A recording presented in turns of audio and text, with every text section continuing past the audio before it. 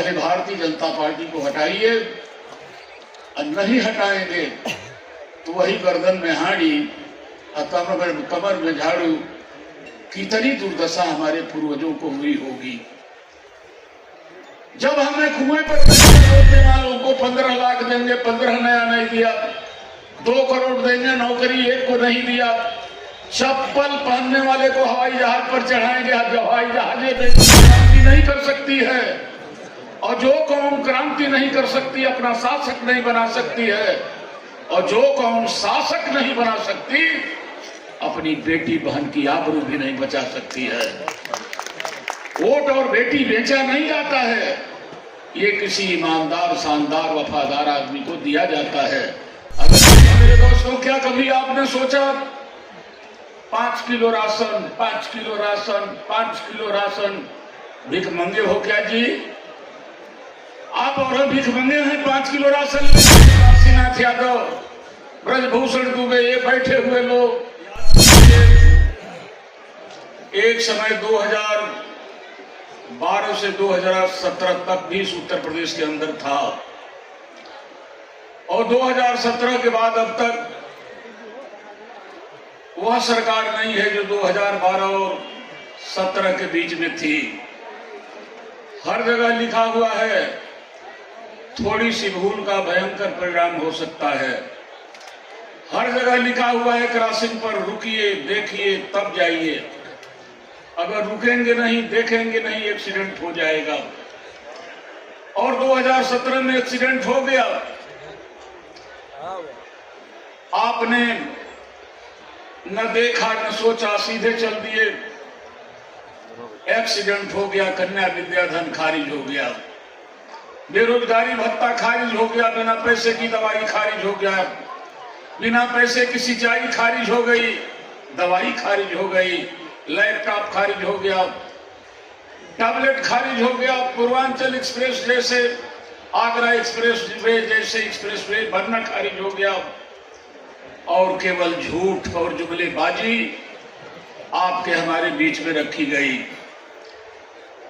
दोस्तों, कोई भी लड़ाई अपने लिए नहीं लड़ी जाती, आने वाली पीढ़ी के लिए लड़ी जाती है। राजगुरु सुखदेव भगत सिंह असेंबली में बम्बार्डमेंट किए अपने लिए नहीं, आने वाली पीढ़ी के लिए। 13 वर्ष का खुदीराम बोस जब फांसी के तख्ते पर चढ़ने लगा था, उसके आंख में आंसू आ गए। अंग्रेजों ने पूछा, रो रहे हो?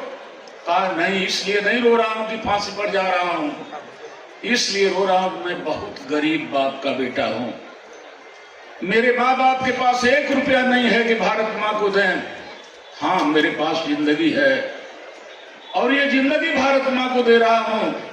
मैं जानता हूं कि मेरे मरने के बाद मेरे परिवार की हालचाल पूछने कोई नहीं आएगा, लेकिन एक बात की खुशी है कि 13 वर्ष के खुदीराम बोस के फांसी हो जाने के बाद आने वाली पीढ़ी, काशीनाथ यादव, ब्रजभूषण दुबे, ये बैठे हुए लोग आजादी में जिएंगे और उनके चेहरे पर मुस्कुराहट होगी। सच्ची मेरी शहादत यही होगी। उन लोगों ने हमारे लिए आजादी की लड़ाई लड़ा। जरा सोचिए, हम आने वाली पीढ़ी के लिए क्या कर रहे हैं। काश अगर आज अखिलेश यादव की सरकार होती, कन्या विद्याधन 1.5 लाख रुपया हो गया होता, बेरोजगारी भत्ता कई गुना, महिला पेंशन कई गुना, वो तमाम विकास के कार्य होते जो हमारे गरीबों के हित में हैं। लेकिन मेरे दोस्तों, क्या कभी आपने सोचा 5 kilo ration, 5 kilo ration, 5 kilo ration, भिख मंगे हो क्या जी? आप और भिख मंगे हैं 5 किलो राशन लेंगे? भारत के संविधान के अनुसार जिसकी आबादी अधिक होगी, जिसका वोट अधिक होगा, वही राजा होगा।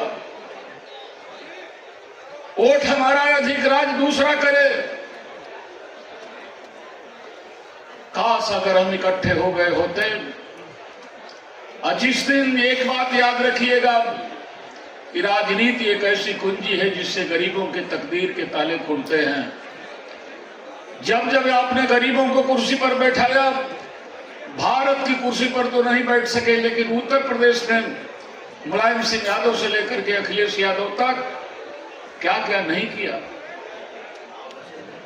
बिना पैसे की पढ़ाई वजीफा इतना दे दिया कि लड़का पढ़ेगा भी, अपने माँ बाप के रोटी का भी इंतजाम करेगा।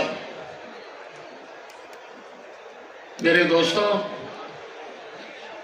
मुफ्त की रोटी इंसान को लापरवाह बना देती है। जो कौम मुफ्त में भोजन पा जाती कभी क्रांति नहीं कर सकती है, और जो कौम क्रांति नहीं कर सकती अपना शासक नहीं बना सकती है, और जो कौम शासक नहीं बना सकती अपनी बेटी बहन की आबरू भी नहीं बचा सकती है। वोट और बेटी बेचा नहीं जाता है, ये किसी ईमानदार, शानदार, वफादार आदमी को दिया जाता है। अगर चूहा भी जानता कि पिंजरे में जाने के बाद मुफ्त रोटी खाने के बाद मौत हो जाएगी तो शायद वह भी नहीं जाता। हम तो जान करके मुफ्त की रोटी खा रहे हैं। दोस्तों, इस देश की राजनीति में हमारा राज करने का अधिकार है, और हम 5 किलो राशन पर चले गए। कह दो उन लोगों से कि आज तक हमने वोट दिया, तुम 5 किलो राशन दिए, हमें वोट दो, हम राज करेंगे, तुम्हें 20 किलो राशन देंगे, लेकिन मालिक हम रहेंगे, 20 किलो राशन देंगे। दोस्तों, बोलोगे नहीं तो आने वाली पीढ़ी गूंगी हो जाएगी। हमारी और आपकी तो कट गई, जो सामने एक लंबी फौज खड़ी है, इसका क्या होगा? कभी आपने सोचा लड़का सवाल करेगा कि पापा कन्या विद्याधन बेच दिया, हमारी तकदीर बेच दिया 500 रुपए पर 5 साल के लिए। 500 रुपए पर अगर बेच देते हैं वोट 5 साल के लिए, 34 नया पैसा रोज पड़ा। चलिए 2000 में बेच दिया, 1 रुपया 8 नया पैसा पड़ा। आज भिखारी भी यार 2 रुपए का सिक्का नहीं ले रहा है। हम कितने गए गुजरे लोग हैं कि 34 नए पैसे और 1 रुपया 8 नए पैसे पर हमने अपने बेटी का कन्या विद्याधन बेच दिया, बेरोजगारी भत्ता बेच दिया, नौकरी बेच दिया। और ये झूठ बोलने वालों को 15 लाख देंगे, 15 नया नहीं दिया, 2 करोड़ देंगे, नौकरी 1 को नहीं दिया। चप्पल पहनने वाले को हवाई जहाज पर चढ़ाएंगे, हवाई जहाजें बेच दिया। 3000 फैक्ट्री अडानी अंबानी के नाम कर दिया, 16 लाख करोड़ रुपए उनके माफ कर दिया। आप पर महंगाई लाद दिया। आप पढ़ेंगे, आदरणीय दुबे जी, गोलवरकर ने एक किताब लिखा है और उस किताब का नाम है we or our nationhood defined. उसने 7वें संस्करण के 40वें पेज पर लिखा है कि अगर तुम्हें भारत में बराबर राज्य करना है तो 95% भारत को कंगाल बना दो। पेट भरेगा राजनीति की बात करेंगे, पेट खाली रहेगा पेट की बात करेंगे। और 5% जो तुम्हारे दलाल किस्म के लोग हैं, इतना मालूमाल कर दो कि वो पूरे भारत पर राज करें, तुम उन पर राज करो। यही तो कर रहा है मोदी। सारी चीजें कारपोरेट घराने को देता चला जा रहा है और हमारे ऊपर महंगाई। आपके लड़के पढ़ ना पाए, पढ़ेंगे तो शिक्षा आएगी, शिक्षा आएगी तो तर्क हो जाएगा, तर्क आएगा तो जवाब देना शुरू कर देंगे। इसलिए मेरे मित्रों, लड़ाई बहुत बड़ी है। हम तो धन्यवाद देते हैं उत्तर प्रदेश के तमाम लोगों को कि जात धर्म की दीवार तोड़ करके 2024 में आपने भारतीय जनता पार्टी को रोक दिया। अगर मध्य प्रदेश, राजस्थान, बिहार की तरह से उत्तर प्रदेश में भी हो गया होता तो 400 पार हो गए होते। बीजेपी वाले खैर संविधान तो खत्म कर दिए, नाम का रह गया है, आरक्षण समाप्त कर दिए, सारी संस्थाओं पर कब्जा कर लिए, हर कुछ उन्होंने कर दिया।